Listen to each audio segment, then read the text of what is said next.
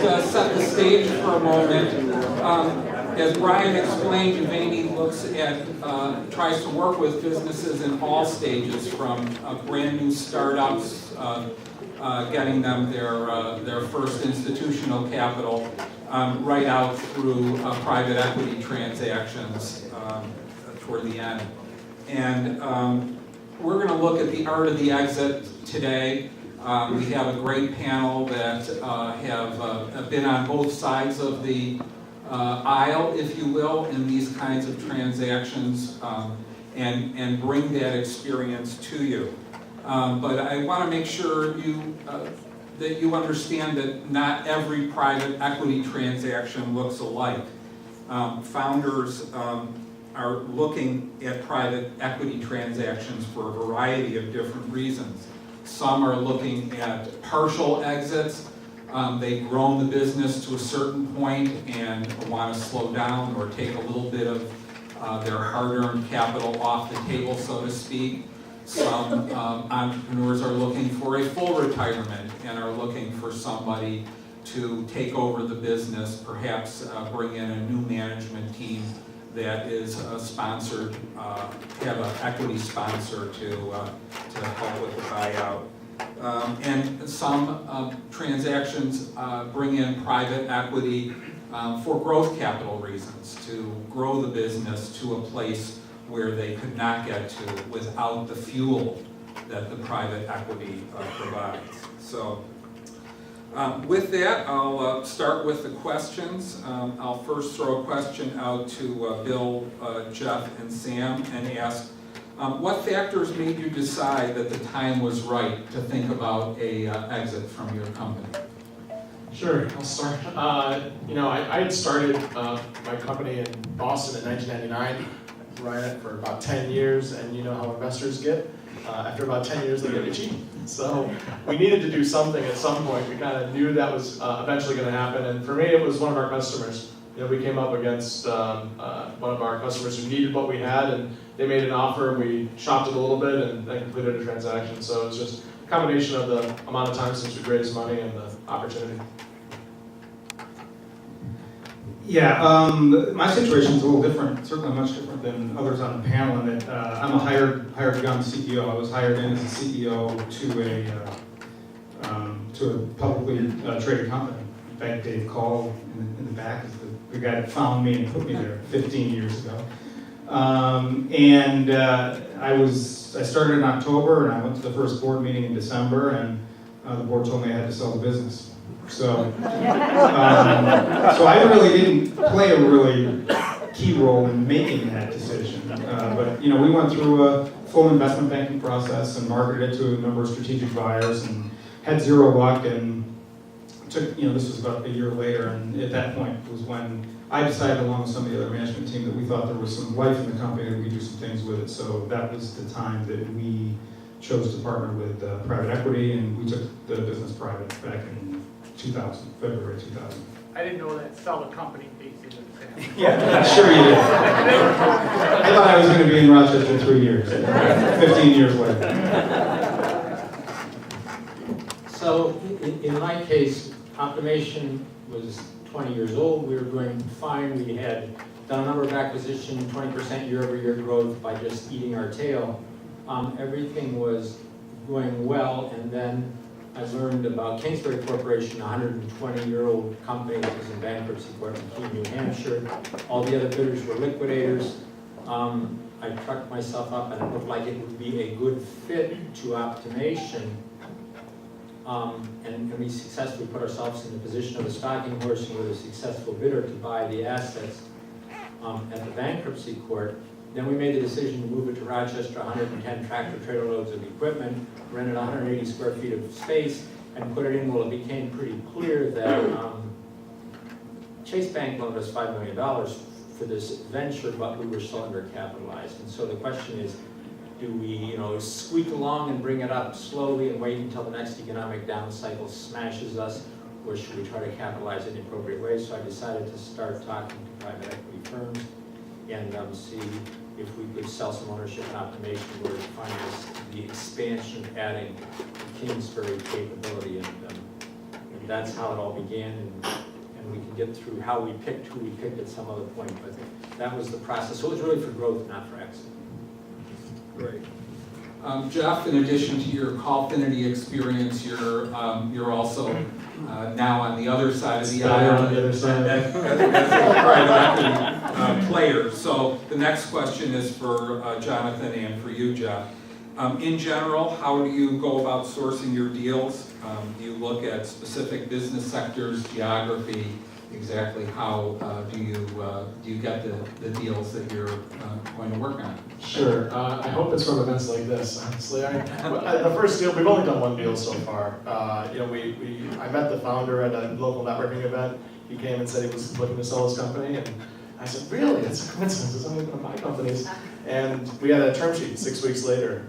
Turned out to be, a lot of good luck. And I think, I've run into that a few times in my life. I like to take advantage of it when I see it. But I think it's putting yourself out there as somebody that's looking for, free cash flow based companies. And if anybody knows of one, I'd love to take your card later.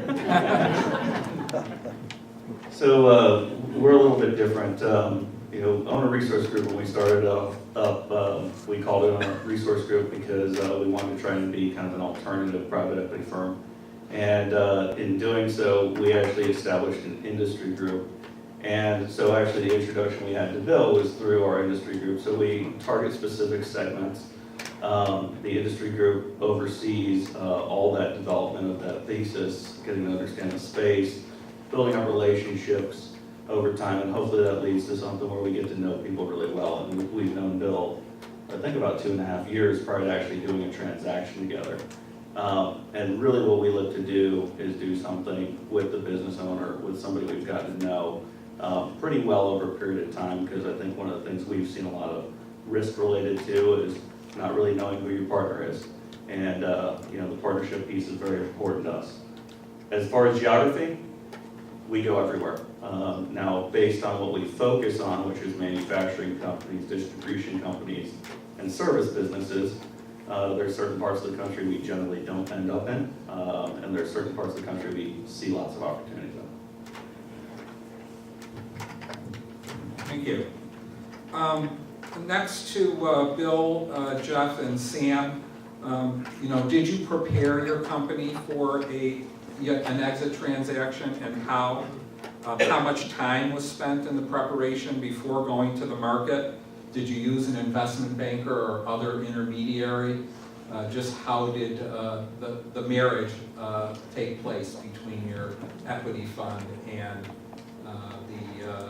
your company? So the one that we sold in 2011, I thought erroneously that the lawyers and accountants would take care of it all. And it turns out that there's a lot of work involved. I kind of assumed there'd be some paperwork to review and things like that. But going through a real due diligence process, I'd only done one deal prior to that. It was an eye-opener. We had to go through every contract we'd ever written and look for particular terms and catalog them. And I think now I know what to do the next time. It was quite a painful process. We didn't use an investment bank because we had, I think, a couple of good offers on the table, and we didn't need it. So we've actually done 2 sales. I guess I've sold it twice since I've been there. Bought it twice. So the first transaction was from the public company to private. And it's an interesting position to be in when you're responsible for selling the business for as much as you possibly can, but you also happen to be the buyer on the other end. And we used an investment bank for that. And then we had private equity come in 2000, and then in 2006 they had an exit. We had very good private equity partners. There were two private equity partners in the group. They asked management what we wanted to do, and our desire was to continue to manage the business. So we did hire an investment banker, but we only marketed to financial buyers, to private equity groups. It's a lot of time and a lot of effort. It's a 6-month full-time job, and it makes it difficult to continue to manage the business while you're doing that. But we're fortunate that we, had a pretty deep team that was involved in a lot of day-to-day stuff, and most of the time was involved with between myself and our CFO in the transactions. In our case, I mean, I made the decision that we needed the funding, and in terms of picking partners, I mean, you get phone calls 3 times a week from somebody who wants to buy the company. So I started actually talking to the people on the other end of the phone. Even though, That's dangerous. I have Never known take those John or his group forever, but, so we had a number of options. But in terms of preparation, as part of the exit strategy, I had created an ESOP 20 years ago. So at that point in time, I owned 50.001% of the company, and the ESOP owned the others. So now the question is exactly how do you sell to private equity and how do you break up the piece? I made the decision that we should share with the ESOP owners, and probably most of you know that the valuation from a private equity firm is a bit higher than what you get from the ESOP. So it wasn't a hard sell to convince them that this would be a good deal for them. Everybody got more money than they would have had at retirement, but they got to take it now and diversify. And then I took my share to do with what I needed to do, and it all worked out, I think, pretty well from the perspective of morale of the team, because it was sort of like, we then are now dissolving the ESOP, rolling that stock into the 401k, everybody gets a chance to take put options, diversify. So it's a poor man's IPO in a certain sense, because people have liquidity around and you can buy and sell the stock, higher valuations, and yet the company continues on, and it actually has more stability for continuity than it would if we hadn't done the deal. Jonathan and Jeff, can you talk to us a little bit about your due diligence process in looking at the deal? What kind of paces do you put the target company into? And in general, the steps that take you from the due diligence phase to LOI? Go right ahead. Sure. So we usually know the companies pretty well way before the diligence process starts. So we've already had several meetings with the companies. We've had our industry group focused on the segment for a while. And you know, the question as to how long it usually takes between the introduction and LOI, that's 2 or 3 years. But once we know that there's something we both want to do together, that's 2 or 3 weeks, because we put a lot of weight on the relationship aspect of it. As far as diligence, I mean, I'm going to be honest. There's no good diligence process. It just doesn't exist. I mean, from a legal aspect, there's tons of legal disclosures that are required, which put a burden on the company. From a financial perspective, we need to be highly confident with what we're buying. We're fiduciaries of other people's money. And so, you put on your fiduciary hat, you got to make sure you dot your I's and cross your T's. We try to be as not invasive as possible, but there's still so many things going on during the diligence process that it is a burden on the CEO, it is a burden on the CFO, and really what we try and focus on is just trying to make it so that it doesn't hurt the company during the process. I mean, that's the thing that scares us the most, is the loss of focus and taking people away from their day jobs. But unfortunately, you can't do that 100%. Yeah, and the transaction that we just completed, the company was exceptionally well prepared. So much more so than I was when I sold mine. They had a book ready. They had audited financials. It was already done properly. Sometimes you run against companies where the owner's got a personal car on the company or some other thing you have to unentangle. There's nothing like that. It was very professionally done. So it only took us 2 months from the time we had an LOI to the time we completed the transaction. It was very clean. We did some earnings verification work. We talked to customers, standard background check stuff, but it was pretty straightforward. To echo what Jonathan said, I don't think I've done a deal yet where the CEO hasn't said, I can either do due diligence or run my company. Tell me which. For Bill, Jeff, and Sam, did you look at other alternatives to a private equity transaction? Perhaps bank refinancing or an all-out sale to a strategic buyer as opposed to a private equity play?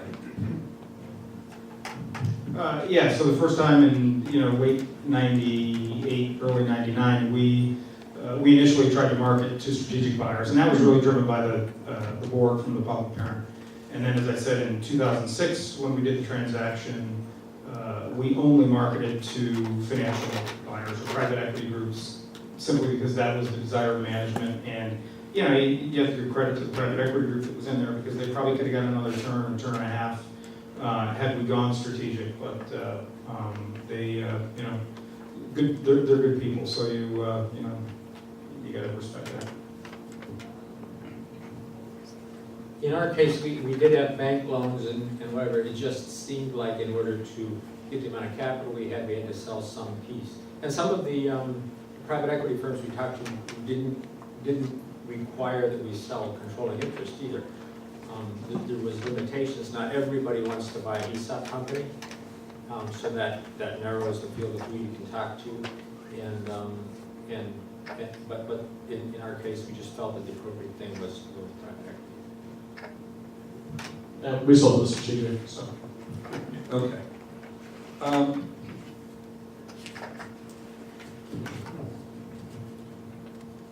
To the full panel, since you come at this with different perspectives, in thinking about capital structure and financial incentives in your deal, what factors do you think can best align the interests of the management team with the interests of an equity sponsor?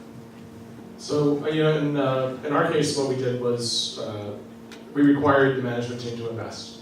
It's not always possible to do that. Maybe they don't have enough capital to put it in. So we loaned them the money and we made them invest. But 100% of the management team invested in this transaction that we did. In the other side of it, when I was selling my company, it was perfect for me personally. I was an equity recipient, so I was well aligned with everybody else. Yes, so I think for us, the thing that is probably most important in that alignment is, anybody that we talk to, every private equity group we talk to, we kind of put on the table that there's going to be one class of stock. So whatever management writes a check for is going to be the same, that dollar is going to be worth the same dollar that private equity comes in. I've been involved in transactions, in other parts of my career where that's different. And it's a great way to misalign management and the private equity group, and that way everybody's on the same playing field, and it's very easy to determine what value is and how you're creating value. The other thing that we do, or that we have done, is for the management team investors, we required them to write a check and not borrow the money, or certainly get it loaned from the private equity group. And that is the only group that's eligible for options. Unlike venture businesses where options are a form of currency to try to incent people, I believe very strongly that the management team, if they're going to write a check, then that's the group that should get options. We don't like to give stock options to people in our organization that have not put any skin in the game. So, one of the things that's one of our biggest focuses during our transactions is alignment of interest, and it's economic alignment of interest. And I will say there's no cookie cutter approach that we use.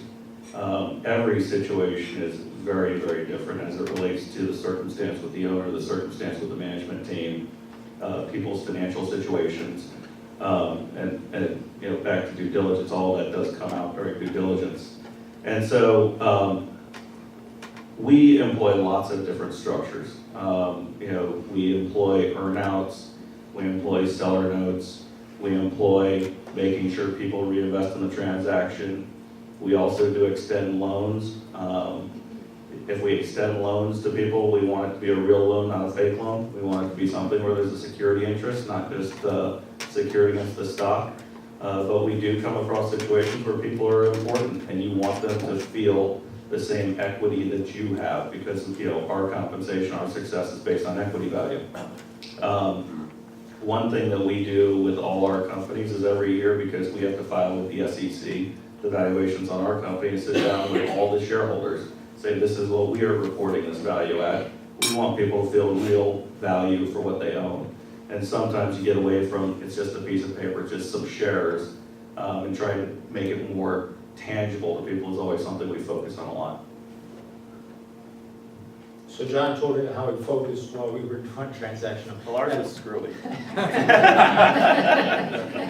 Okay, so it was considerable. At the end of the transaction, I ended up with 21% ownership, which aligned with what made them happy. We probably didn't spend more than 1.5 minutes discussing that part of the deal. There were plenty of other things to talk about. Great.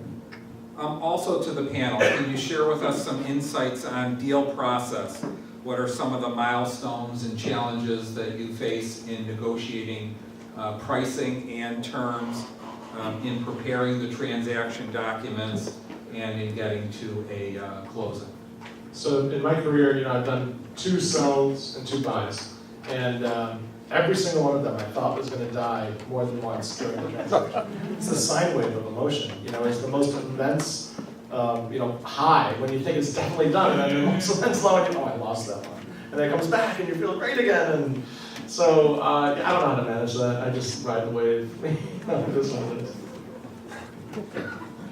Yeah, I mean, every deal is unique, and every deal has that point where you think it's going to go south.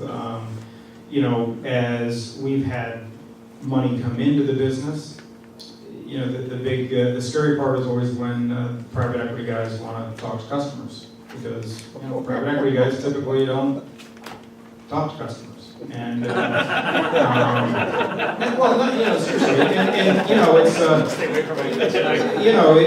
it's you can scare the customer into thinking that that here's a big change, when the reality is it shouldn't change a thing. So we try to avoid that at all costs.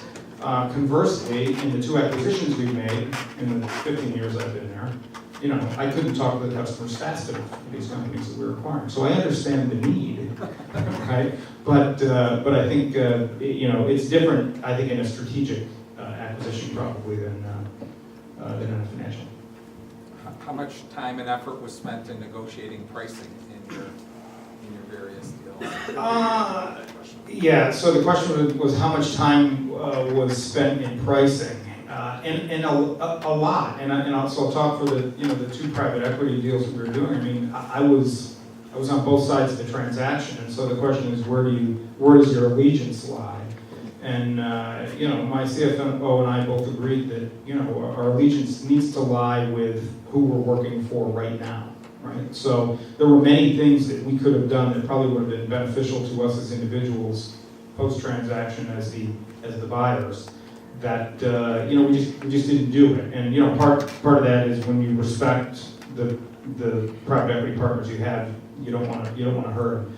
But there was a lot of time involved in that, but more so around with the little things you find in due diligence, right? Because the early evaluations in our type of business is easy. It's pretty much a multiple of EBITDA, and it's within a very tight range in the industry of knowing what it is. But it's when they get in and they see a contract they don't like, okay, if they want to knock $1 million off the top line. Well, so there's time on that, but it's 25% of the whole thing.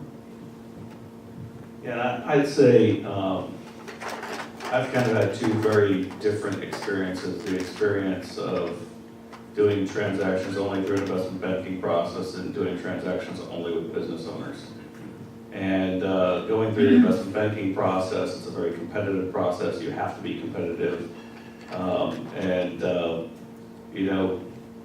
If you are the winner, you were the winner. Sometimes you have winner's remorse, and that's kind of the day after they tell you have it. And if you don't get it, then you have loser's remorse, and you're all upset about, oh my God, we should have been more. Since we founded Owner Resource Group, it's all very direct. We know the markets very well. We know the people very well. The valuation generally is not difficult. I think we spent 12 minutes on valuation. That was a whole week. Yeah. Really a lot of it comes down to structure the transaction, making sure that everybody has the right alignment of interest, how we're going to meet that valuation and do it in a way that's fair for everybody at the table. And just to echo on something that was mentioned before, you know, the hardest thing in our seat is the surprises that come up during the deal, because we know that makes us look like bad guys. And you never want to be sitting there, you know, oh my God, this contract is horrible. What am I going to do? Or you've got a customer that is growing and you're losing money every single month on this guy, and they didn't know it. And that stuff does come up, and you have to have some hard conversations, but that's probably the hardest part during a deal, is that you don't want to be looked as somebody who's coming in and trying to retrade the deal just because you found something during diligence and somebody didn't know what it was. And it happens.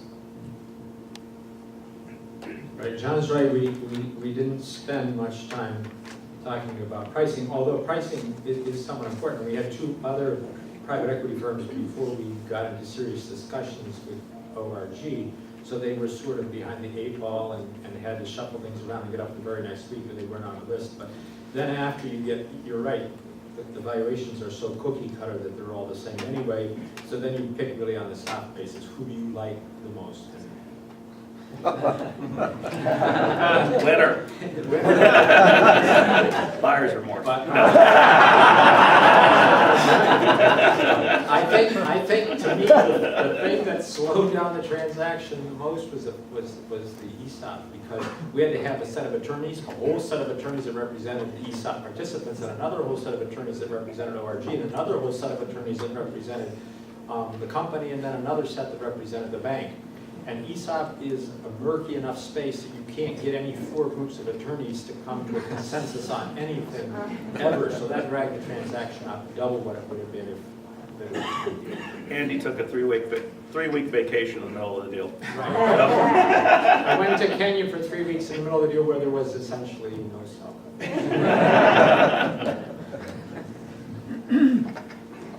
Can you spend a minute talking to us about capital structure and to what extent you're using bank debt or mezzanine debt in addition to the private equity sponsor equity slice, and also any thoughts on co-sponsors or multiple equity players in the same transaction? So, my preference is, of course, to add debt to it as much as I can. Not that much, maybe it's not onerous, but 2.5 times, 2 times on the debt seems reasonable. It helps enhance our earnings. We've got a number to show. So, yeah, we'll add that. We also brought in an equity partner.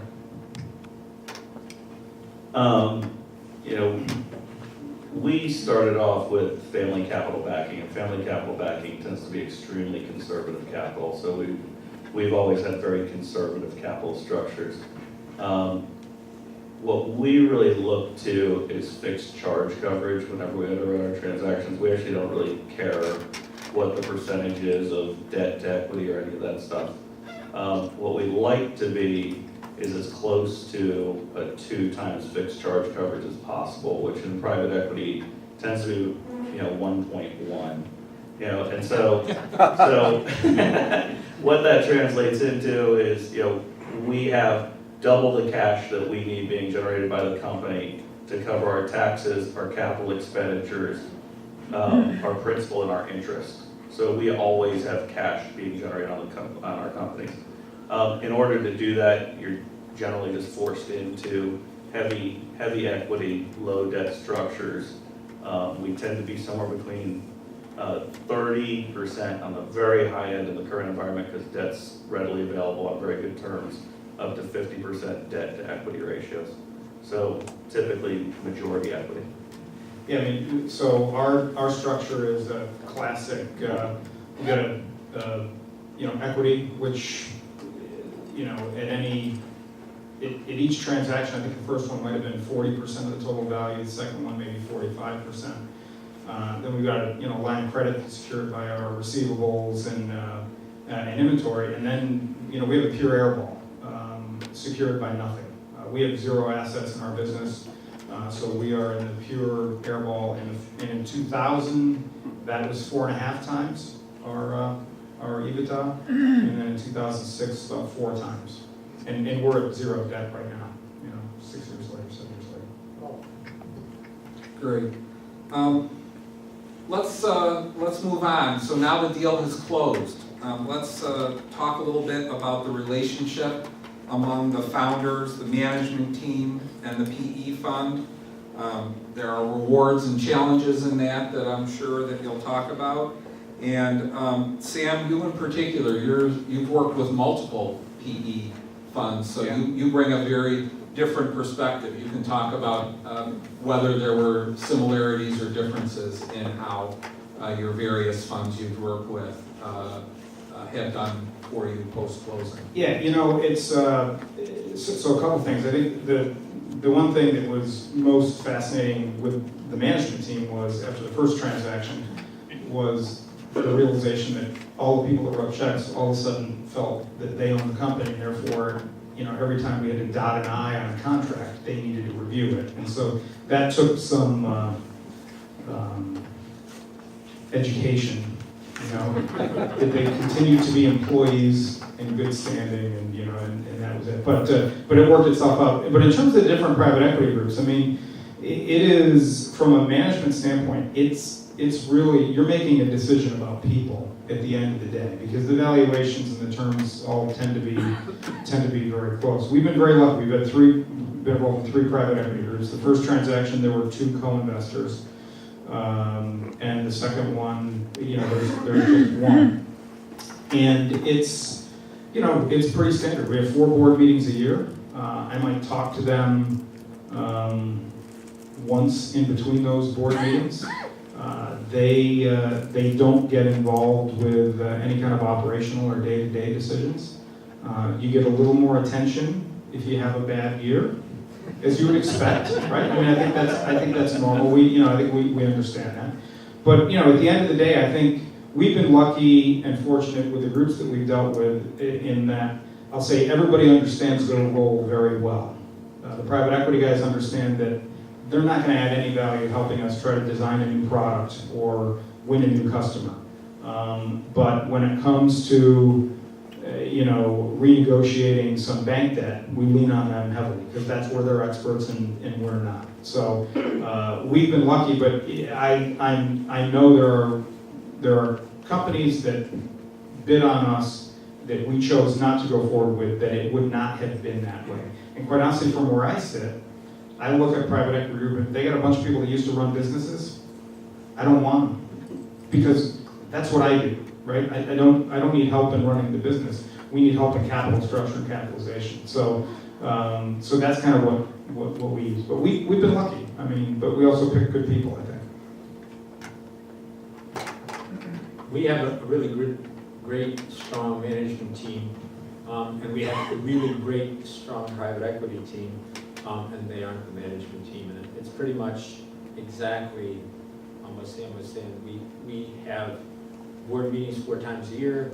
We have conference calls once a month for an hour, and in between we run the company exactly the same way we ran the company before. The fact that less of the ownership is mine than it was before really doesn't change or impact anything that's going on.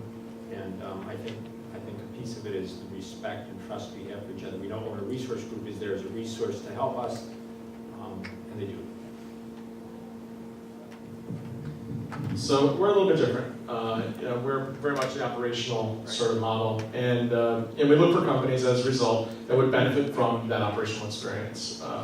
I personally, as an entrepreneur, wouldn't want to work, no offense to the CFOs in the room, but I wouldn't want to work for a CFO, and that's what most private equity firms are. They're just a bunch of good CFOs, but they're CFOs. And I feel like the operational experience is more important to me. I would rather, as an entrepreneur, work with somebody that knows what it's like to go try to find that next customer and maybe could help out with something that I might need assistance with. So we don't run the companies. We're not operational in that sense, but I do want to be there as a resource to the companies that we invest in. I think, it's funny, it kind of comes out of our backgrounds prior to forming our group, which is my father was a businessman, he had his own company, and somebody did offer to buy his business and run it, and he found it very insulting. And I put myself in his shoes, and I would find it very insulting too if somebody offered to buy on a resource group and say, I'm going to tell you how to do your business better. So philosophically, we don't approach the role that way, it's a partnership. Our role is we tell our management teams and partners this. We live in the world of corporate finance. Don't waste your time. We do that. Don't pursue acquisitions. Let us go waste our time. 99.999% of the time, they're not going to work out. If it looks like it's going to work out, you'll get involved. We have to lean on you. We have an industry group, which is a little unique. And so we actually have our industry group focused on assisting with trying to find new leads for Optimation, for instance. We have a newsletter that goes to 10,000 companies, and Optimation actually put an article into that newsletter, because if we can create revenue for them, if we can create good, valuable sales leads, they know what they're doing. They're going to make money off of those relationships, and we want to try and facilitate that. Other than that, we know the people pretty well going into it. It's maintaining the relationships and being able to have some hard, honest conversations sometimes. Sometimes there's somebody who's been around for 20 years that's just not in the right seat. And you have to be able to have that conversation. That's a hard conversation.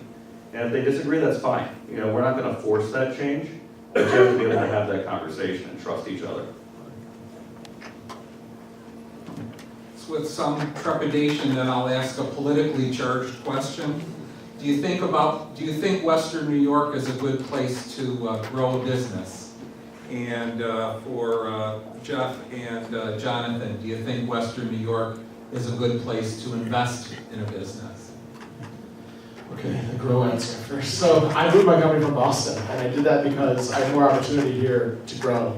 It worked well. I had 30% cost savings on labor. That's all we really spent money on was salaries. So it was a huge advantage. I'm glad I did it. I would do it again. As an investor, I look for inefficiencies in markets, right? And in most major markets and primary population centers, there's a lot of competition for every deal. And in Rochester, there's not. And I love that. I love the fact that we've got a little bit of a small pond here. And in upstate New York in general, we have the ability to go attract, I think, companies that wouldn't get 5 suitors as they would in Boston or New York. And I'm proud of the fact that we're playing in this space. So from a growth standpoint, in 1998 we did 20 million in sales. This year we'll do about 74 million in sales. I never walked into the office and said I could have grown up more if I wasn't in Western New York. I don't think New York is the best place to do business, but in all honesty, I think this is going to come off wrong. Any business owner that's blaming where they are on their ability to be successful is looking at the wrong thing. There are things that could be easier, certainly, but it's not stopping us from doing anything. So it hasn't been a problem for us at all in terms of finding people. We don't do any business in Western New York. All of our customers are throughout the United States, but clearly the vast majority of our people here, we haven't had any trouble finding people that we need to do what we need to do. So I loved the map during the opening presentation that showed the state of New York, and it was very blue in New York City. It got greener as you went out. We're kind of similar. You can have great businesses everywhere. There are different challenges in different places. Like when we look at California, we get concerned about certain things like specialty chemical companies and things like that. When we look at Western New York, since we focus on manufacturing companies, we get concerned about unions. And unions are they decrease the valuation, plain and simple. When we look at transactions with union activity, it concerns us, or it gives us uncertainty, and certainty drives valuation. And so, but as far as geography, we look at somewhere between 600 and 900 investment opportunities here, and several of them are in Western New York, and just because they're in Western New York doesn't keep us from looking at them. Well, it's somewhat happenstance that we started in Western New York, but I will say Rochester area is a great place in terms of we have a lot of great colleges and universities, a lot of training. We have a lot of experienced people that have spun off from Xerox or Kodak or fuel cell plant or wherever. So recruiting and hiring high quality, high skilled employees is not difficult, and the salary ranges are very fair. So we can manufacture things here, export them to any part of the world. 30 to 40% of the things we design and build go to Asia. And so from that perspective, good technology, good prices. Weather's pretty nice most of the time, and we're happy here. Great. My last question for the panel, and then I think we'll see if there's a few audience questions. I know that there's a number of you in the audience that are business owners that might be thinking about a private equity transaction as part of a succession plan. Bill and Sam, can you share your thoughts on being a chief executive without voting control and reporting to the board of directors? And I think you may have also partially answered this already, but in what ways has your business decision-making changed, if at all? Well, again, easy transition for me because I always reported to a board of directors. So I'm, I didn't own the business and then have to make that transition. And it's difficult because we've acquired two businesses and neither one of those owner/CEOs lasted more than 12 months. And it's because, we institute a certain amount of corporate oversight and culture that's very different and very difficult. So I definitely understand the challenges of that. And, if I were in that situation, I might think differently. But it's not a problem, and it really hasn't changed our decision-making process at all. We've got our well-documented designation of authorities, and there may have been one time in 15 years I had to go to the board for a capital expenditure because it's so high that all of those decisions are made at the management team level. The exception being the acquisitions that we made, which actually the management team sourced and negotiated completely. They just supported us in the due diligence process, and obviously, we needed board approval for that. But it's easy for me. Probably Bill will be able to give a better answer. Everything is easy too. We were an ESOP company, and one of the things we did differently when we structured our ESOP than many ESOP companies do is that we gave full voting rights to all the shares in trust. So we had an inside board that was elected by the employees, the shareholders, and we tried to use good board governance and make decisions at the board level. What the change that happened is now we have an outside board, which we've talked about a long time, brings new insights, new guidance, but the decision-making process, day-to-day operations haven't changed one iota. It's just that we have some way experienced, knowledgeable people to bounce ideas off of every once in a while.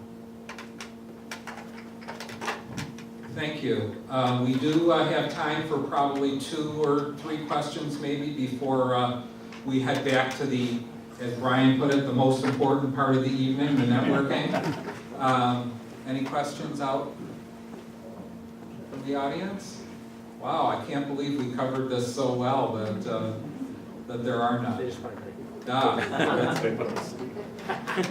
no, I definitely see eyes. I don't see anybody asleep. So, well, thank you all for your time and your attention. I hope you learned a little bit about what an exit transaction might look like, at least from a private equity standpoint. And I will adjourn you. Are there some closing remarks, Sam? Yes. Before we